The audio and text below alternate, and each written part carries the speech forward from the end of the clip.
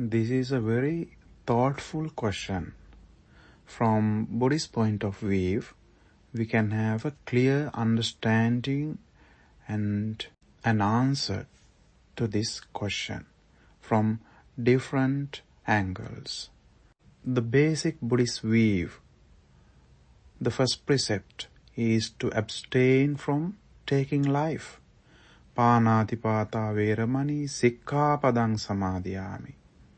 I abstain from taking life of living beings. This applies not only to killing others, but also to encouraging, assisting, or approving the taking of life. Therefore, from the strict moral standpoint, euthanasia is considered unwholesome, akusala, because it involves the intentional destruction of life. Then compassion versus wisdom. Often people talk about euthanasia being motivated by compassion. They say they want to end the suffering of a sick person, a dying person. However, Buddhism distinguishes between wise compassion and misguided compassion. Wise compassion combined with right understanding of karma and rebirth, while misguided compassion, when one unintentionally creates unwholesome karma by ending life. True compassion seeks to support the person with comfort, care, and opportunities for a peaceful mind at death, rather than rushing him to death.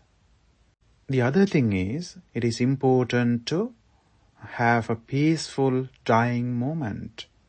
In Buddhism, the state of mind at the moment of death, chuti chitta, is very important because it conditions the next birth. If life is cut short intentionally, the dying person may not have the chance to generate wholesome, peaceful thoughts. Instead of euthanasia, Buddhist practice encourages creating a calm environment, reciting dharma, practicing loving kindness, metta, and guiding the person to let go peacefully. Another aspect is voluntarily death by noble beings. In the Buddhist texts, there are some incidents we can see. There are a few rare cases where Arahantas ended their own lives. For example, Arahant Vakkali Thera, Arahant Godika Thera, Arahant Channa Thera. The Buddha explained that since they had eradicated all defilements, their actions carried no karmic consequences. But for ordinary beings who still have greed, hatred, and delusion, suicide or euthanasia produces negative karma, giving you birth in lower realms. The middle way approach is important here. Buddhism does not endorse, support euthanasia, but it does not mean that medical care should artificially plunge life at all costs, allowing natural death to occur without aggressive life purging measures is different from actively causing death. Supporting palliative care and mindful dying aligns with Buddhist compassion and wisdom. In summary, we can understand euthanasia is unwholesome because it involves intentionally ending life, breaking the first precept.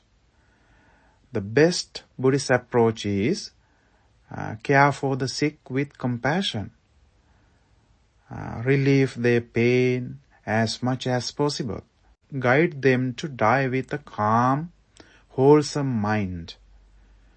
The important thing to point out here, ending suffering is not achieved by ending this very life, because this is not the only life, but by cultivating wisdom and letting go of attachment, greediness, hatred, delusion, which ultimately leads to Nibbana.